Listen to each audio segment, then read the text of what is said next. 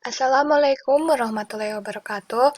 Di sini kami dari kelompok 9 akan mempresentasikan mengenai corporate analysis dari Gojek. Berikut ini materi yang akan kami jelaskan yang dibagi ke dalam 4 tahap. Yang pertama ada step 1 dijelaskan oleh Nafas, step 2 dijelaskan oleh Sasa, selanjutnya step 3 dijelaskan oleh Fatih, dan yang terakhir step 4 akan dijelaskan oleh Ferdiansyah. Izinkan kami memperkenalkan diri. Di sini ada Ferdiansyah, Nafa, Tiara, dan Fatih. Baik, kita mulai ke step pertama, yaitu terdapat strategic plan, company profile, milestone, dan yang terakhir terdapat produk dan service. Gojek akan terus melakukan transformasi bisnis dengan sejumlah ekspansi yang akan dilakukan. Maka dari itu, pihak Gojek sendiri membuat strategic plan. Di sini, saya akan menjelaskan strategic plan dari perusahaan Gojek dari tahun 2020 hingga tahun 2023.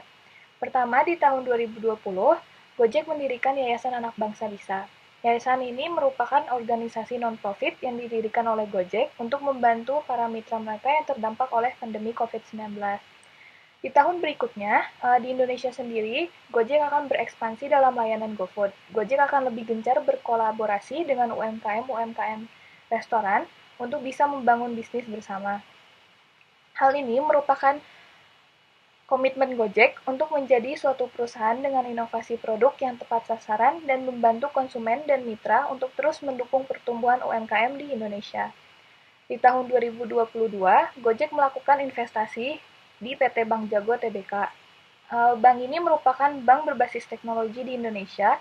Aksi korporasi ini merupakan bagian dari rencana investasi jangka panjang dan kemitraan strategis untuk mendorong percepatan inklusi keuangan di Indonesia. Tujuan utama dari kolaborasi strategis ini adalah menyediakan layanan perbankan digital melalui platform Gojek, sehingga nantinya jutaan pelanggan Gojek dapat membuka rekening Bank Jago dan mengelola keuangan lebih mudah lewat aplikasi Gojek.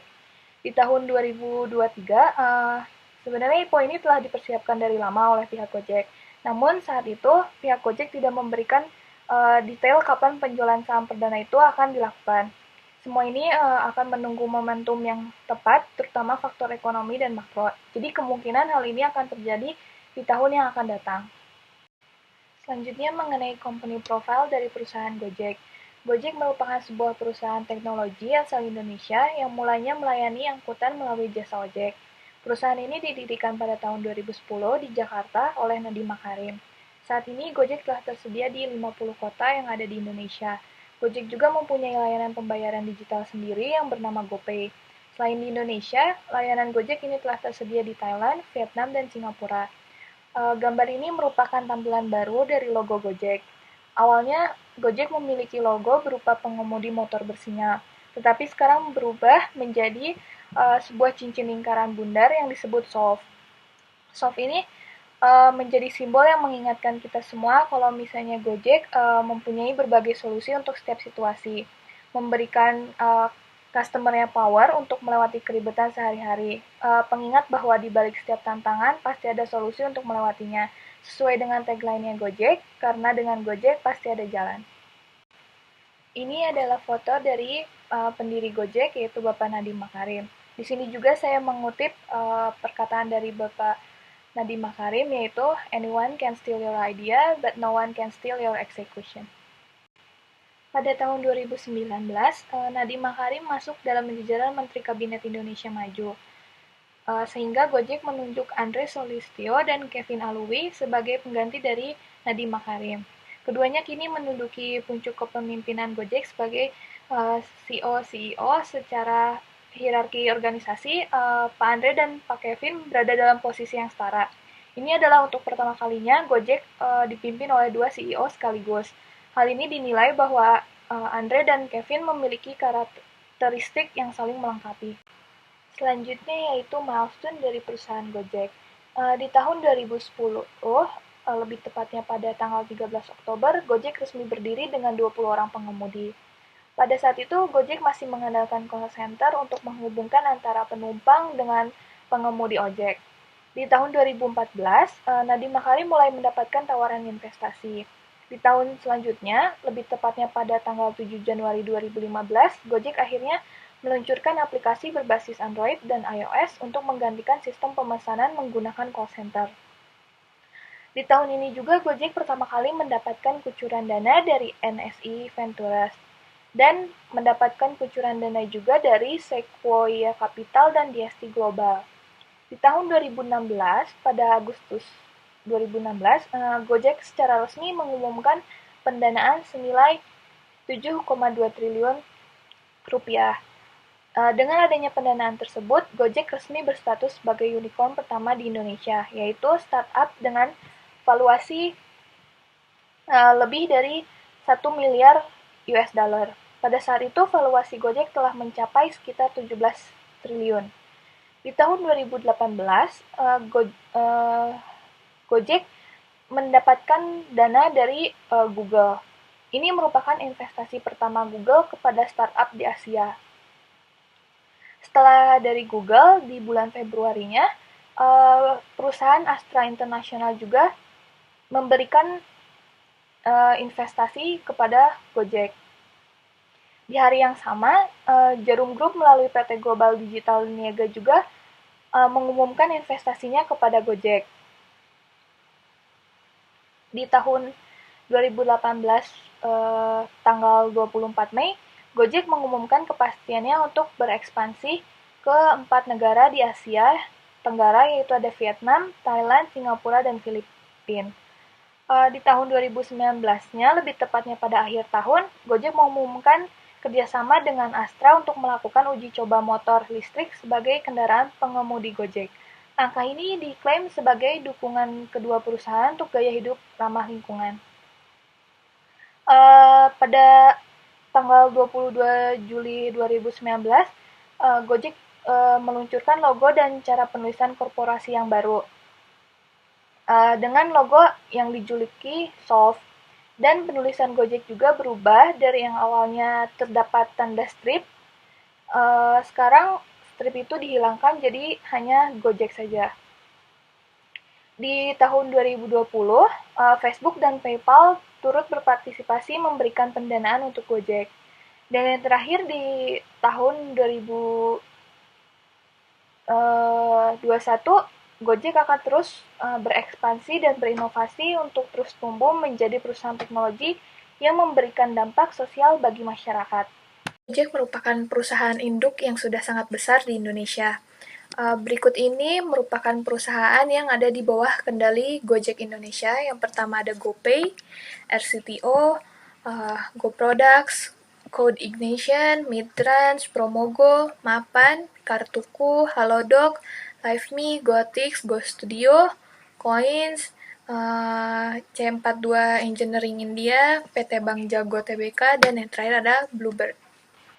Perusahaan Gojek memiliki produk berupa GoFood, GoShop, GoMart, GoMed, GoCar, GoPulsa, GoFitness, GoRide, dan selanjutnya ada GoBluebird, GoNerbi, GoTagihan, GoTransit, GoBox, GoSend, GoService, GoShare, dan terdapat GoInvestasi juga, GoGive, GoTix, GoNews, GoPlay, GoGreener, dan yang terakhir ada GoPay.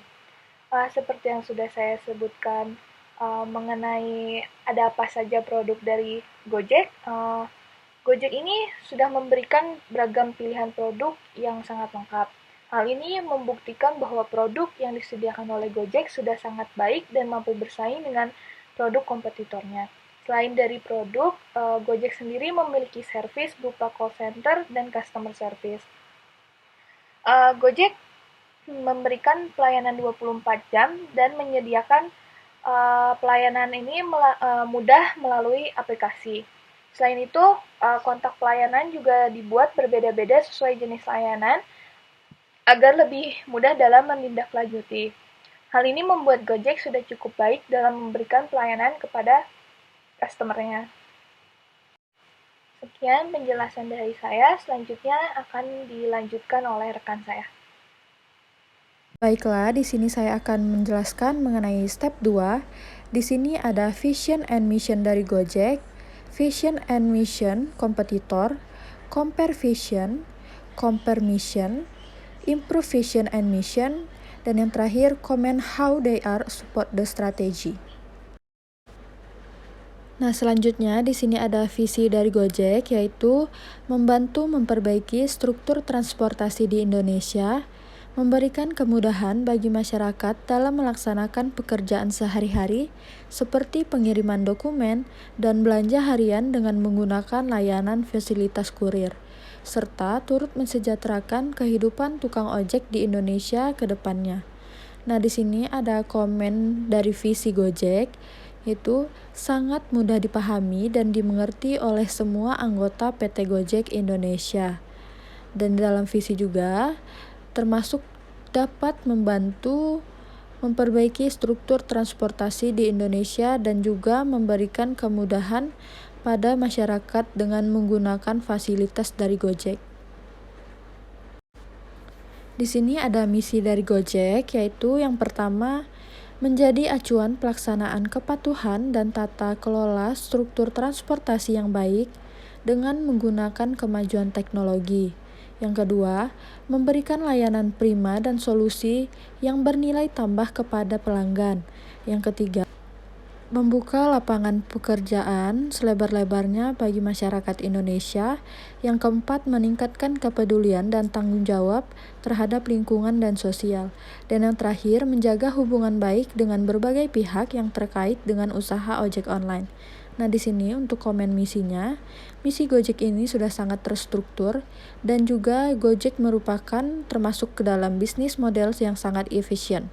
Dan dengan adanya misi dari Gojek akan membuka banyak lapangan pekerjaan bagi masyarakat Indonesia dan akan meningkatkan kepedulian serta tanggung jawab terhadap lingkungan sehingga tercipta hubungan yang baik dengan berbagai pihak. Selanjutnya di sini ada kompetitor dari Gojek, yaitu Grab, dengan visi menjadi yang terdepan di Asia Tenggara dengan memecahkan permasalahan transportasi yang ada serta memberikan kemudahan mobilitas pada 620 juta orang di Asia Tenggara setiap harinya. Dengan misi membuat platform transportasi yang paling aman, membuat semua orang dapat mengakses pelayanan transportasi yang baik, meningkatkan taraf hidup mitra Grab. Untuk kompetitor selanjutnya yaitu ada Maxim dengan visi menjadikan layanan Maxim sebagai pasar yang sangat besar dengan misi meningkatkan interaksi secara terus-menerus di antara para pengguna dan membantu banyak orang untuk melakukan perjalanan ke tujuan masing-masing. Di sini ada compare vision. Nah, bisa kita lihat tabelnya di situ ada Gojek, Grab, Maxim. Nah, berdasarkan vision statement oleh Z. Papulova, secara keseluruhan visi Gojek sudah baik karena sudah mudah dipahami, mudah diingat, mementingkan tim, dan berorientasi pada masa depan. Berdasarkan skor keseluruhan, visi Gojek mendapatkan poin yang lebih besar daripada kompetitornya. Hal ini menunjukkan visi Gojek sudah cukup baik.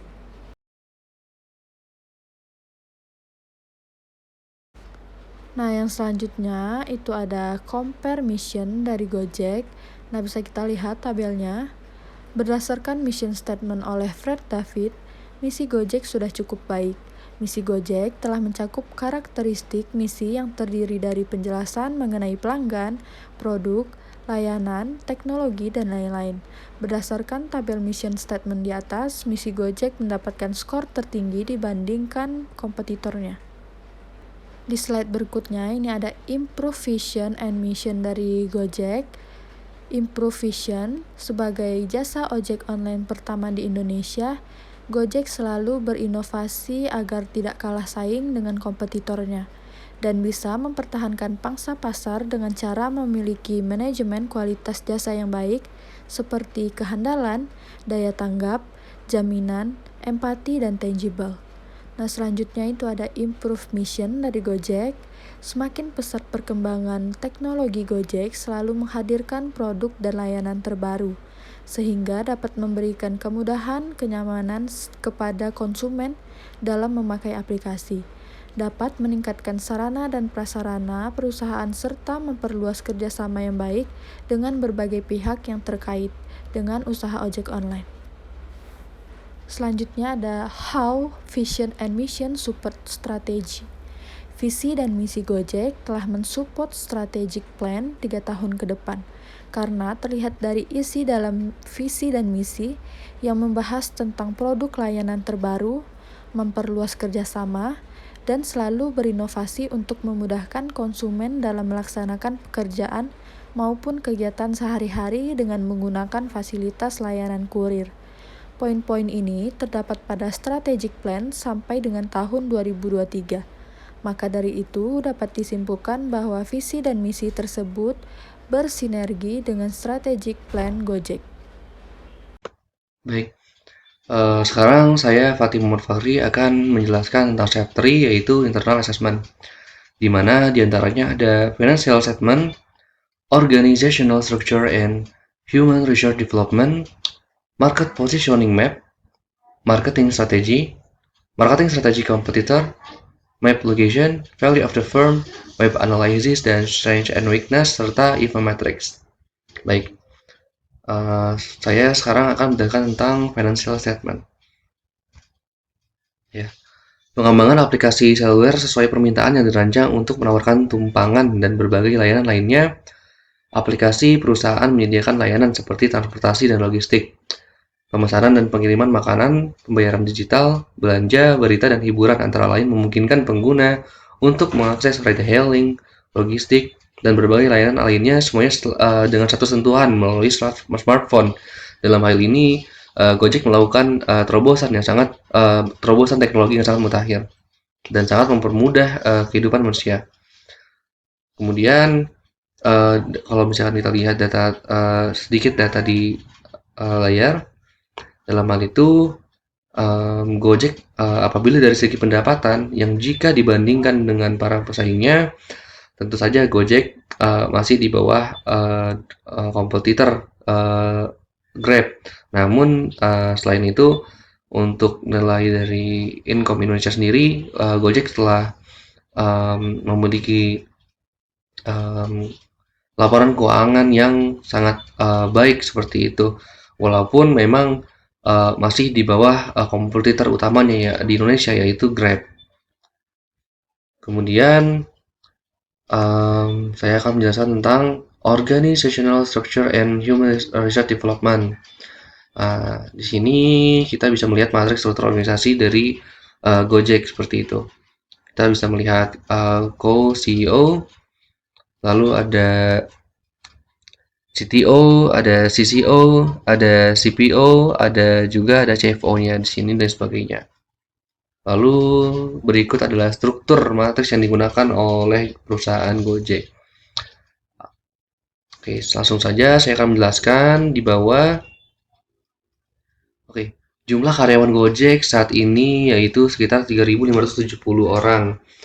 Tapi sebelum adanya pandemi COVID, Gojek itu memiliki karyawan sebanyak 4.000 orang gitu. Karena di tahun 2020 sampai saat ini ada pandemi COVID, pada akhirnya Gojek melakukan PHK sekitar 430 karyawannya.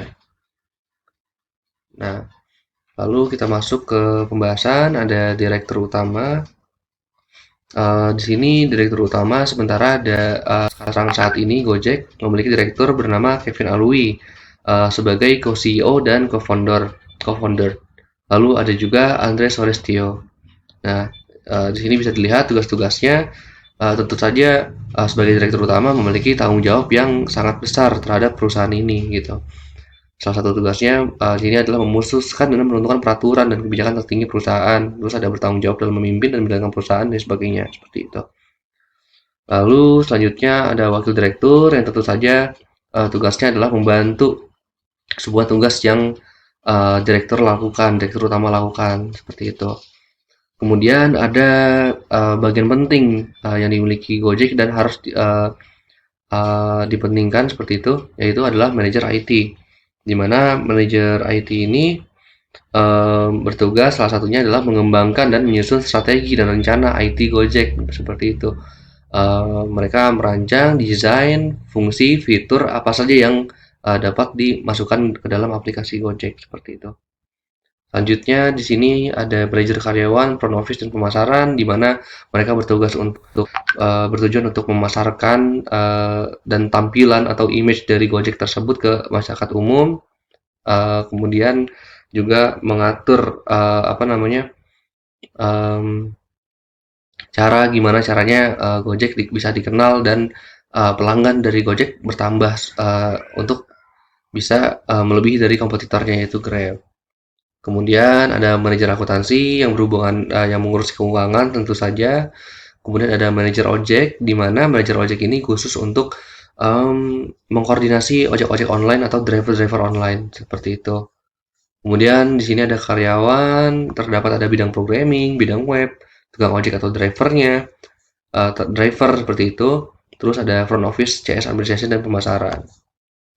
Nah, dari hal ini struktur organisasi yang digunakan oleh Gojek merupakan adalah struktur organisasi yang fungsional, yaitu pembagian tugas yang dibagi ke dalam kelompok fungsional yang terpisah, di mana hal ini mempunyai keuntungan yang baik bagi Gojek untuk mengatur perusahaannya secara terstruktur dan optimal, yang terfokus ke dalam fungsi yang berbeda, seperti itu.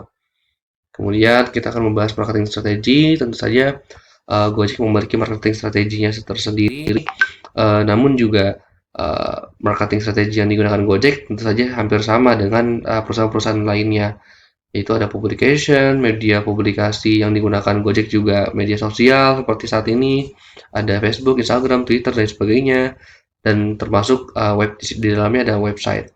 Kemudian membuat event, terus membuat pemberitaan tentang citra Gojek tersendiri. Kemudian ada community involvement, di mana menumbuhkan brand awareness tentang Gojek tersebut. Lalu ada image, di mana citra positif harus dikembangkan. Gojek memiliki citra positif yang dipasarkan oleh mereka. Terus ada lobbying and negotiation, karena ada beberapa problem dengan ojek pangkalan beberapa saat lalu saat ojek online muncul di Indonesia seperti itu, lalu memberikan pemahaman kepada ojek-ojek pangkalan agar dapat bergabung, dimudahkan untuk bergabung dan sebagainya. Kemudian ada social responsibility, di mana Gojek memiliki program beasiswa untuk Good Scholar Tech serta pelatihan IT untuk siswa SMK seperti itu. Nah, di sini berarti Gojek memiliki strategi pemasaran yang baik karena setiap strategi ditetapkan dengan efisien dan mendetail. Serta Gojek berhasil mengimplementasikan strategi tersebut dengan segmen dan target pasar beragam yang ditentukan secara tepat sasaran. Kemudian ada segmenting, di mana segmenting secara geografis sebenarnya berdasarkan profesi seperti itu, dipisah di segmen berdasarkan apakah dia karyawan atau pelajar atau umum dan sebagainya. Namun dalam targetingnya setelah mengevaluasi keseluruhan, ternyata Gojek lebih cocok tidak mengkubu-kubukan atau tidak memutuskan melakukan dengan segmenting, karena layanan Gojek tersendiri dapat digunakan oleh seluruh lapisan masyarakat seperti itu. Nah, terus positioningnya berdasarkan di sini melakukan diferensiasi Gojek, dan diferensiasi yang digunakan Gojek yaitu ada diferensiasi produk, kemudian ada diferensiasi jasa. Positioning Gojek sudah sangat kuat terutama di Indonesia dan sangat dapat bersaing dengan kompetitor lainnya. Lalu kemudian di sini ada strategi marketing kompetitor. Kita bisa lihat yang terdekat ada Grab dan Maxim. Grab dari Singapura dan Maxim dari Rusia. Nah, di sini marketing strategi kompetitor Grab gitu kan. Kalau mereka itu Grab memiliki strategi khusus berkembang untuk bisa bersaing gitu. Karena Grab bukan dari Indonesia, namun mereka melakukan kolaborasi sumber daya manusia gitu kan. Nah, beberapa di antaranya Grab berkolaborasi dengan Grab Express dengan layanan PT KAI seperti itu untuk pengiriman barang dan sebagainya. Kemudian ada Maxim, di mana kita sebagai pelanggan itu bisa menentukan tarif tersendiri gitu. Karena menawarkan dengan tarif yang lebih murah dari Gojek maupun Grab seperti itu. Ini untuk Maxim. Nah, selanjutnya saya akan menjelaskan tentang map location Gojek. Di sini kita bisa lihat map location yang di mana Gojek beroperasi di Indonesia dan sudah hampir menyebar luas di seluruh Indonesia seperti itu. Kemudian di sini Gojek telah melakukan ekspansi internasional gitu ya di 4 negara selain Indonesia, yaitu ada di Singapura, Thailand, Vietnam, dan Filipina. Nah, lihat seperti ini. Nah, kemudian kita lanjut ke value of the firm. Kita lihat di sini firm infrastruktur Gojek yaitu adalah planning, finance, dan MIS. Kemudian HRM-nya yaitu HRD dan pelatihan-pelatihan yang dilakukan oleh Gojek. Kemudian teknologi development-nya yaitu adalah product development. Terus procurement-nya adalah purchasing. Nah, apa aja sih inbound logistik yang disediakan yang ada di Gojek, yaitu pertama ada vendor, kemudian ada atribut seperti helm, jaket, dan masker, kemudian tentu saja karyawan. Lalu operation-nya Gojek itu adalah driver Gojek yang profesional, memiliki SOP, serta transportasi harga. Terus outbound logistiknya yaitu ada katalog layanan dalam aplikasi, terus ada juga sistem GoPay di mana bisa memiliki sistem pembayaran tersendiri. Kemudian ada marketing and sales, yaitu di dalamnya ada iklan, website, radio, dan lain sebagainya. Terus sebagai sponsor acara, terus juga ada kerjasama dengan asuransi. Terus habis itu terakhir ada service, yaitu Gojek memiliki kemudahan, kecepatan, keramahan, kenyamanan, kehandalan, serta layanan komplain. Nah, bisa dilihat di sini. Oke, lanjut. Kemudian saya akan menjelaskan mengenai web analysis dari Gojek. Nah, bisa dilihat di sini web yang dimiliki Gojek itu sangat-sangat modern, indah untuk dilihat, sangat desain banget, anak muda banget, dan sangat teknologi banget seperti itu. Dan Gojek di webnya memiliki beberapa layanan yang mudah untuk diakses oleh segala kalangan seperti itu. Nah, bisa dilihat desain-desain animasi grafis yang dipakai Gojek di sini sangat menarik seperti itu. Lalu di sini ada layanan-layanan yang dimiliki oleh Gojek. Nah, kemudian di sini juga mereka memakai fitur websitenya dengan sangat baik seperti itu. Ya. Nah, dari web analysis ini dapat disimpulkan oleh kami adalah bahwa Gojek memiliki website yang dengan komponen yang sangat modern serta sesuai dengan image Gojek sebagai platform modern untuk segala kemudahan dalam memenuhi kebutuhan manusia, yaitu dalam bidang teknologi. Terus desain visual yang super menarik membuat konsumen betah untuk menjelajah website Gojek seperti itu. Ya, lanjut di sini saya menjelaskan tentang strength and weakness dari Gojek. Nah, strength-nya tentu saja Gojek adalah ojek online pertama di Indonesia dengan nama yang mudah diingat. Terus platform yang memudahkan dalam kehidupan kita sehari-hari. Terus sudah diunduh 2 juta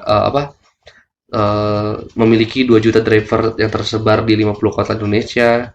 Terus harga juga bersaing dan cukup terjangkau seperti itu, dan apalagi ada bonus-bonus kupon-kupon. Cuman ya weakness-nya adalah harga yang ditawarkan itu sedikit lebih tinggi dari ojek konvensional dan layanan lain serupa. Terus aplikasi sering terjadi error, terlebih pada jam-jam sibuk. Kemudian driver juga kadang ada beberapa driver yang cheating gitu ya, curang. Terus juga kurang ada standar khusus untuk regulasi transportasi umum terutama ojek seperti itu. Nah, selanjutnya di sini bisa dilihat EVE matrix dari Gojek memiliki strength yaitu pelopor layanan ojek online di tanah air dengan merek yang mudah diingat tadi. Terus selain mengantar customer ke tempat tujuan, tapi juga mengantar barang serta makanan seperti itu. Dan ini adalah terobosan yang sangat dibutuhkan seperti itu. Terus kebutuhan pemesanan melalui online bisa dari smartphone, terus tidak perlu khawatir soal uang kembalian karena bisa juga dari GoPay atau lewat ATM atau mobile banking dan lain sebagainya. Terus driver juga sudah banyak, itu kan ada banyak sekali driver. Kemudian driver maupun mitra mendapatkan santunan kesehatan dan kecelakaan, ada asuransi. Kemudian Gojek memberikan bonus kepada driver yang rajin mencari pelanggan karena ada target di situ. Tuh, ini ada peringkatnya, ada bobot dan rata-rata. Nah, kemudian weakness-nya adanya driver Gojek yang nakal, yaitu ya driver-driver curang lah seperti itu. Terus aplikasi error yang tadi sudah dijelaskan. Terus ada juga sering banget nih penolakan pengemudi terhadap sistem penilaian performa yang ditetapkan manajemen yang tidak transparan seperti itu. Dan memang uh, ada di dalam banyak hal selalu ada kelebihan dan kekurangan seperti itu. Jadi memang tidak ada perusahaan atau platform yang sempurna seperti itu. Mungkin cukup sekian. Selanjutnya step 4 akan dijelaskan oleh partner saya. Dari saya sekian dan terima kasih.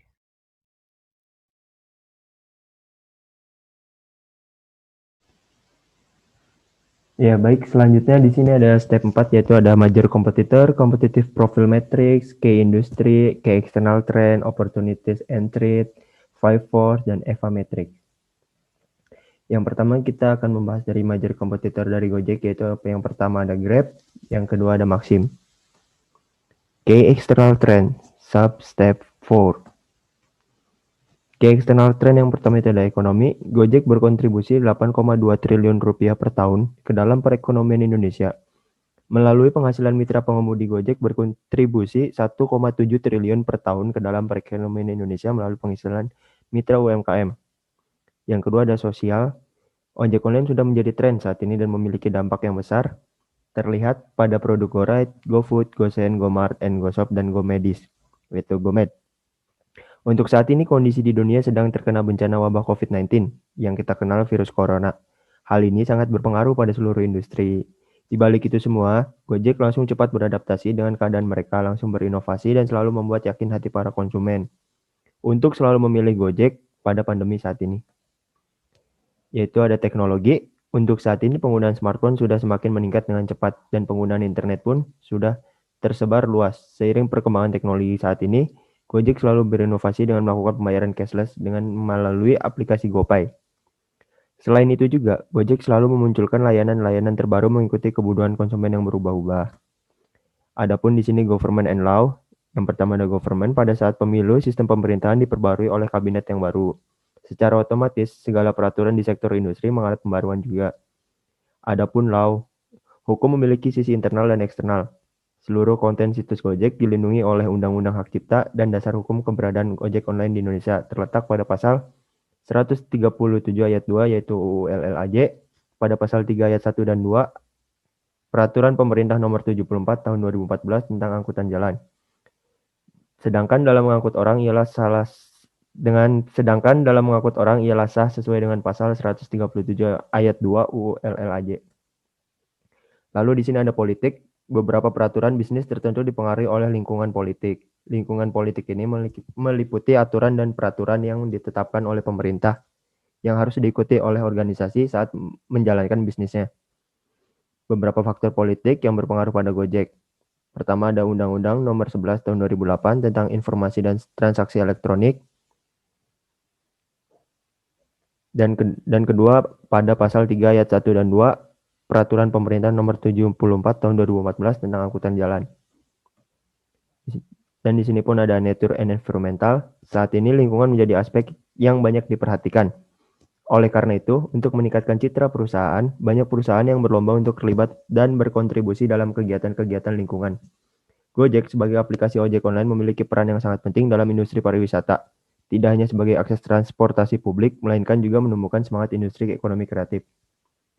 Dan di sini pun ada demografik dari Gojek, di mana sudah tersebar luas layanan Gojek di Indonesia, di beberapa kota dan kabupaten di Indonesia. Di sini pun ada cultural and geographic. Yang pertama ada kultural, tren budaya membentuk cara masyarakat Indonesia hidup. Masyarakat Indonesia menyukai harga yang murah. Untuk menyeimbangkan tren budaya yang sedang terjadi, inilah Gojek memiliki banyak promo dan cashback dan memberikan harga termurah dengan fasilitas layanan terbaik untuk masyarakat Indonesia. Adapun geografik, Gojek telah dipercaya para konsumen di Indonesia. Gojek hadir di 167 kota dan kabupaten dari Sabang ujung paling barat Indonesia sampai Merauke ujung paling timur Indonesia dan menyertakan hashtag Gojek di mana-mana. Adapun opportunities and threat, peluang dan ancaman. Di sini ada beberapa peluang dari Gojek, tidak saya bacakan semua, hanya menyebutkan beberapa saja.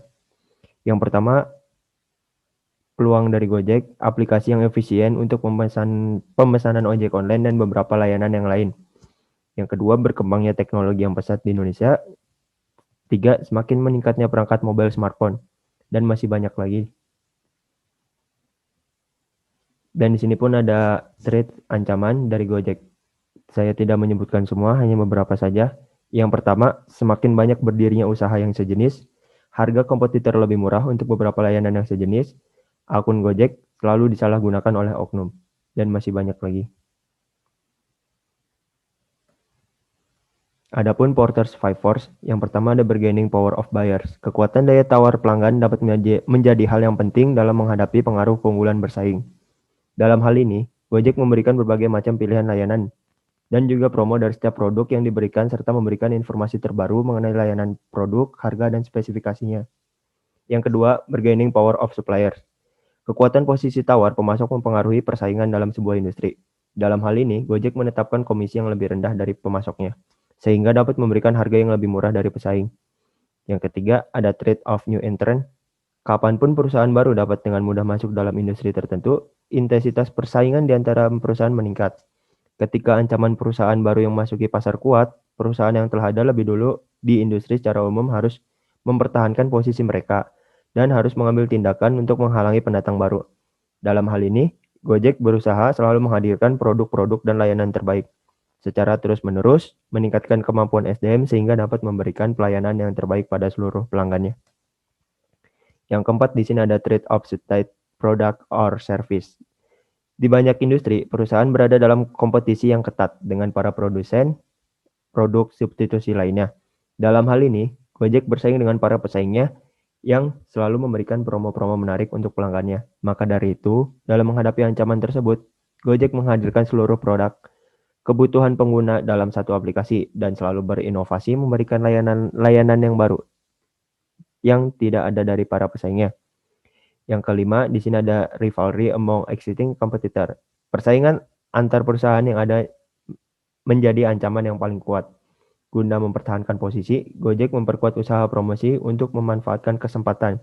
Contoh yang terjadi saat ini yaitu ketika dunia sedang terdampak pandemi virus COVID-19 atau virus corona, Gojek menggunakan kesempatan ini untuk meningkatkan citra mereka di benak konsumen dengan cara memberikan layanan yang mengikuti protokol kesehatan dengan ketat dan selalu mengikuti arahan dari pemerintah.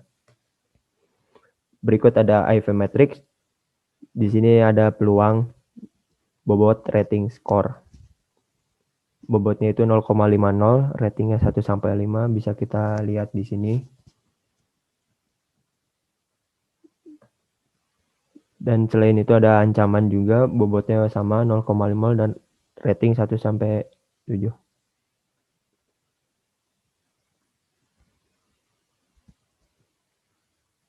Dan ini skor akhirnya.